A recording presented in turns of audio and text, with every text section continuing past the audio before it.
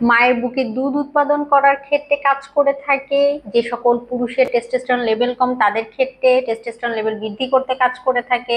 যাদের ওজন নিয়ন্ত্রণে আসতে চায় না তাদের ক্ষেত্রেও এটি কিন্তু ওজন নিয়ন্ত্রণ করার ক্ষেত্রেও কাজ করে থাকে। এমন শত গুণে গুণান্বিত একটি খাবার সম্পর্কে কথা বলবো, আছে পুষ্টিবিদ নাহিদ আহমেদ।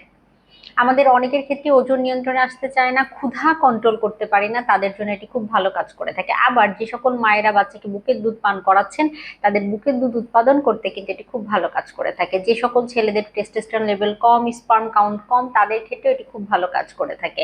পাশাপাশি দেখা যাচ্ছে অনেকেরই উচ্চ রক্তচাপ জনিত সমস্যা রয়েছে, তাদের রক্তচাপ যে উচ্চ সেটা নিয়ন্ত্রণ করার ক্ষেত্রে এটি কাজ করে থাকে। যাদের ডায়াবেটিস কন্ট্রোলে আসতে চায় না বা ডায়াবেটিসের ঝুঁকি অনেক বেশি তাদের ক্ষেত্রে ডায়াবেটিস কন্ট্রোল করার ক্ষেত্রেও এটি কাজ করে থাকে।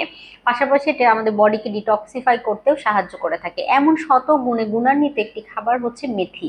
আপনি বিভিন্ন উপায়ে মেথি আপনার খাদ্য তালিকায় সংযোজন করতে পারেন বা যোগ করতে পারেন, কিন্তু কিডনি জনিত সমস্যা যাদের রয়েছে, পাশাপাশি আরো অনেক শারীরিক জটিলতা তৈরি হতে পারে। কতটুকু গ্রহণ করবেন, কোন জটিলতা নিয়ন্ত্রণে কার কতটুকু গ্রহণ করা উচিত, যাদের রক্তে কোলেস্টেরল লেভেল বেশি তাদের ক্ষেত্রেও যেহেতু এটি উপকারিতা দিয়ে থাকে, তাই কাদের ক্ষেত্রে কে কতটুকু গ্রহণ করবেন, কিভাবে গ্রহণ করবেন, এই বিষয়টি সম্পর্কে অবশ্যই একজন পুষ্টিবিদের পরামর্শ নিয়েই তারপরে গ্রহণ করার চেষ্টা করবেন।